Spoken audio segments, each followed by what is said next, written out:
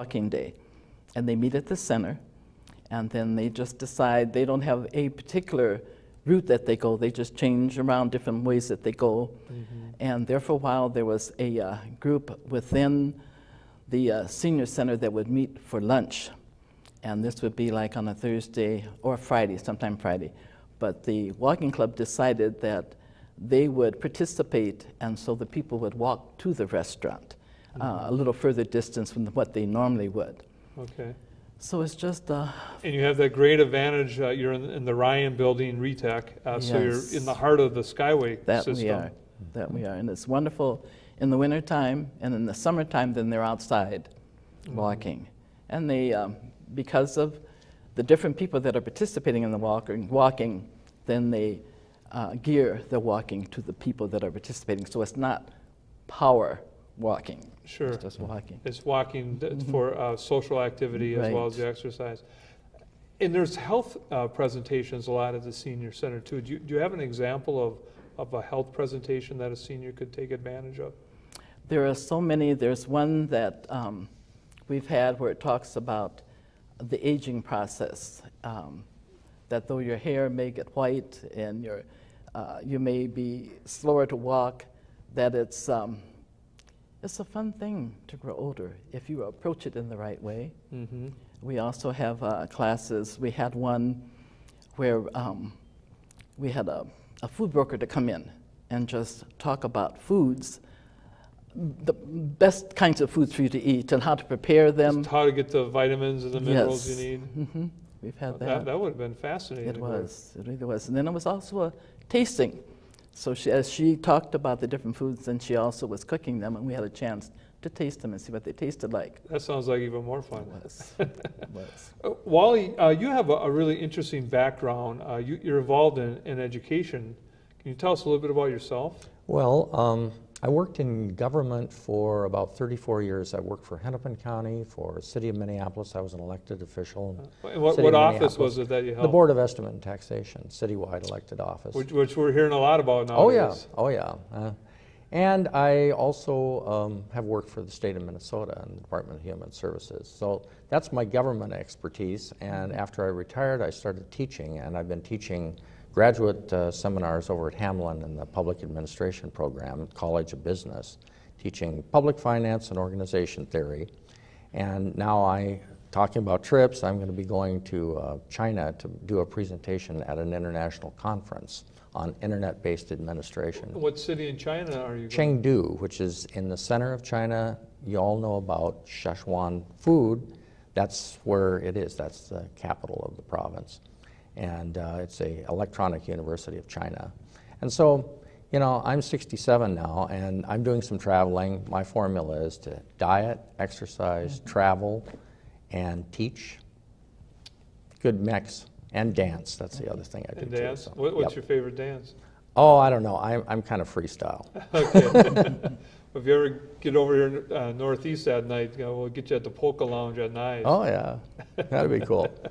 So Adrian, can you tell us a little bit more about some of the programming? I'm looking that you have quite a partnership with St. Thomas, for example. Yes, we have the Lunch and Learn, where people can come and bring their lunch and go over to St. Thomas, the Law College, which is right downtown, and have different speakers to come in and talk about foreign policy, world policy.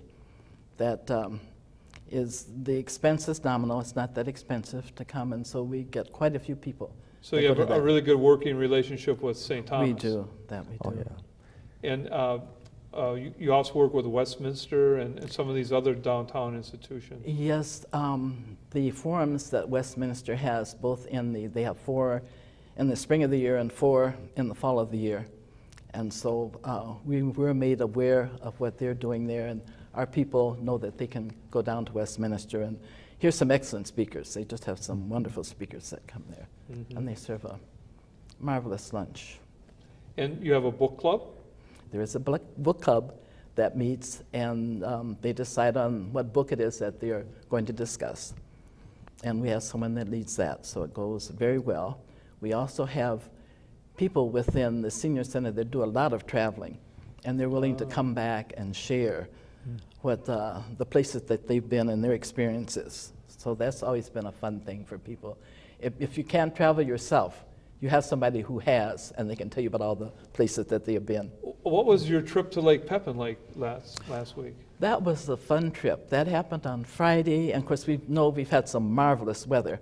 Well, Friday it happened to be raining, but it didn't matter because we had a fun trip on the bus going down where there were 2 bus loads of us. Oh, that's a big group. It is. And we got down to Lake Pepin. They kept talking about Lake Pepin, but actually it's the Mississippi River in this particular place, but we were in Lake Charles. Had a wonderful lunch at, if I can give out the name, the Chickadee. They were good because the Chickadee. Their food was all home cooked, real mashed potatoes. And then from there we got on the boat. I call it a boat. And it was one of those boats that had the paddles at the back of the boat. Oh, and sure. That's how it went. Traditional old tourist boat. Yes, right. And so it was just a fun thing sitting and talking with people. And the captain was very knowledgeable of the river and the places that were along the way as we went. So it was just a fun trip. And you have kind of a visiting artist program. When Hamill and I were down there shooting some background film, you had a wonderfully curious artist that's showing now. That's part of your regular excuse me, I'm stuttering here, but that's part of your regular programming? Yes, it is. We allow artists to come in and they're able to hang their artwork for a month at a time, sometime 2 months. So it makes it very good. We've had artists from all over the area, Twin City area. We've had even one of the people that has hung her all the quilts that she has made, which was quite different. Oh, I bet that was beautiful. It was.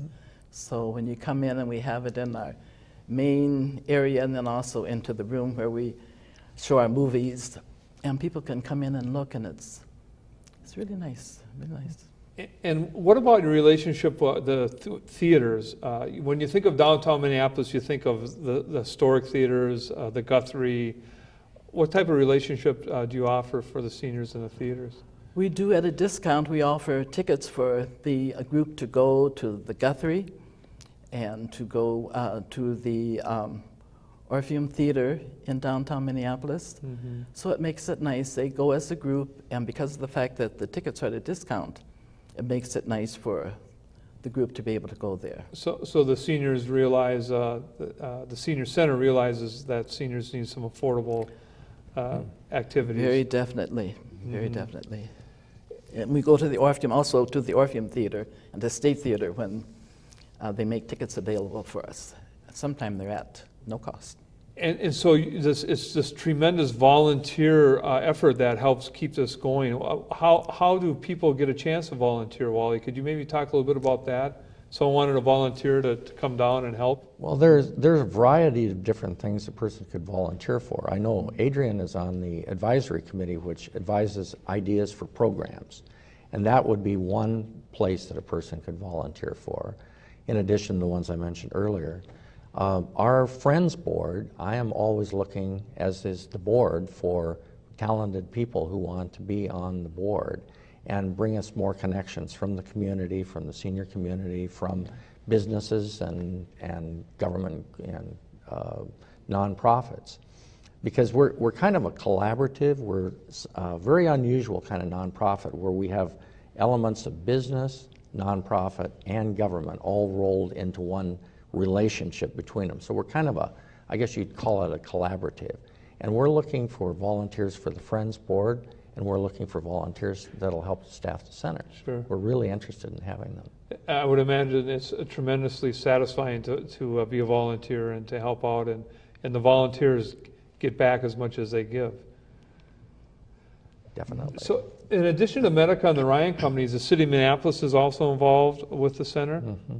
Yes. Yeah, they do kind of the background administrative stuff. It's like if we need grant writing, we can talk to them about that. Mm-hmm. If we need to have, and of course our computer systems are coordinated through the city. So we get that kind of support. We have supervision through that department within the city that's responsible for coordinating with the center. So we have relationships with a whole wide variety of different organizations. And